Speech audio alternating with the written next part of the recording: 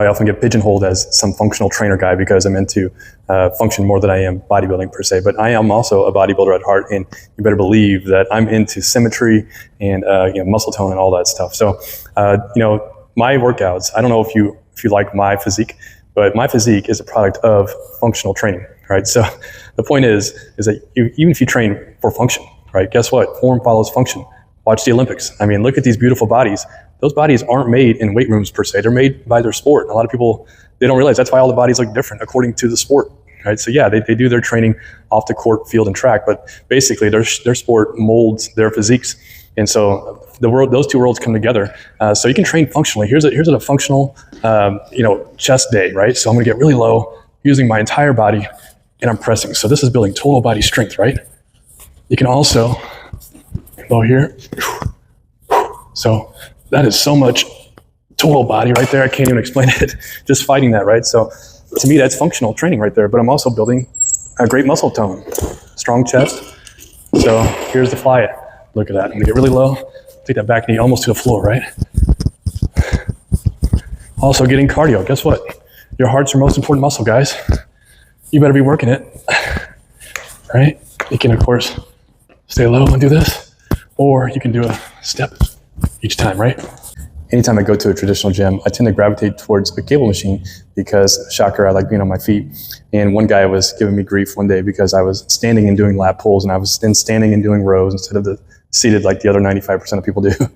And I told him how your glutes tie into your back. So they all work together back here. So it doesn't make a whole lot of sense to me to be seated all the time working your back, right? So here's an example of how you can really tie in your glutes. I'm gonna fire my legs and my glutes here with this static hold, right? Nice and low, then I'm gonna row.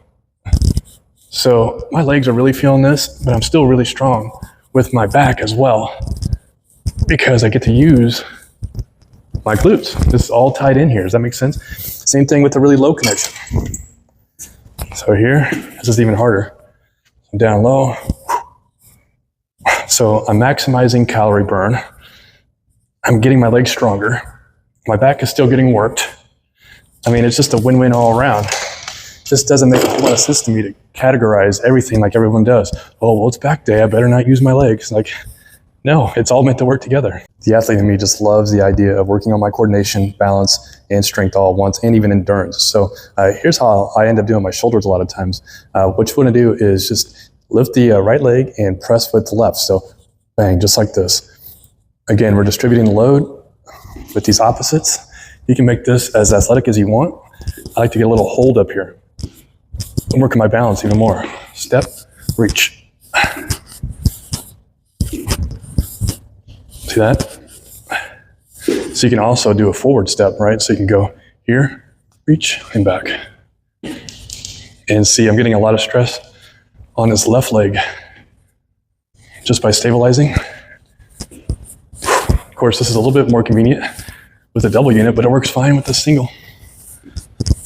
All right, from here, you can do a little static hold with your shoulders, right? Squat and just keep it here. Or squat and press. So much legs and upper body there. Just maximizing your efficiency, guys. That's why you can do 20 minutes on this thing, get a great workout, and you can just dabble in it. You can do 20 minutes in the morning, come back to it, 20 minutes at night, get that blood flow, start feeling alive again. So if you've been watching the Olympics, you probably noticed that with all these beautiful bodies, there's not a whole lot of seated or laying movements, right? Every sport, except for maybe rowing, has been on the feet, and the upper and lower bodies have been working together. So I train a lot this way. Here are some reminders of how you can do some pushing and pulling moves, including your lower body for maximum calorie burn, coordination, balance, you name it. So this first one is a press. All I'm gonna do is lift my left leg and press. So bang, like that. The other version of this is to actually step and press, right? So generally, whether you're pushing or you're pulling, what you want to do is plant the opposite leg of the arm you're pulling or pushing with. So I'm going to plant the left leg, and I'm going to step with the right. Right? This just distributes the load better. Again, I've got two bands showing I just wanted a little bit more tension in this black, so I added a yellow. Total body move here. So the other one is this, where I'm just going to lift the knee and pull in. It's tough. Really tough on your balance. You won't believe how tough that is. You could also do a side step if you wanted to. Same holds true with the presses, right? So you could go here, side step, and press out. Ooh, that's heavy. Just so much being worked there. So if you're wondering how you can do triceps, including legs, here's how it looks. Get a static squat position and press. You won't believe how much your legs burn after about 10 of these. Okay, get a little squeeze there at the bottom. Then, step in here. Right, here's another way you can do it. Get a really low lunge, hard enough just to hold this, and then reach here. You want to switch legs after a bit. You can also do a static squat position. It's really tough, or here. All right, you guys, if you only have the space for a single unit, or if you're just on a budget, I totally get it. It doesn't bother me one bit. I'm just happy that you have a system. So whether you have one or two, and remember too, that you can always add a second unit later on down the line if you want. But if you have one unit and you want to do some pressing, here's a bit of a hack. What you're gonna do is you're gonna connect both bands to a single ring. And if you don't want them to rub the side of your arms like this does, right? And you want to do that straight ahead press that you would do with a double unit, here's what you do. You go real low with it, okay? So I'm on ring 5 from the bottom, and I'm just gonna bend my elbows and then bring it in, just like that. Okay, up and in. That's really tough. I put one foot in front, right? So that's rubbing me a little bit on my oblique area, but not up here in my arms where it's more uncomfortable. This is definitely more uncomfortable. So keep it low and go up. If you have a straight bar, if you have the max package, or if you have a starter and you just want to add a straight bar, you can always do that.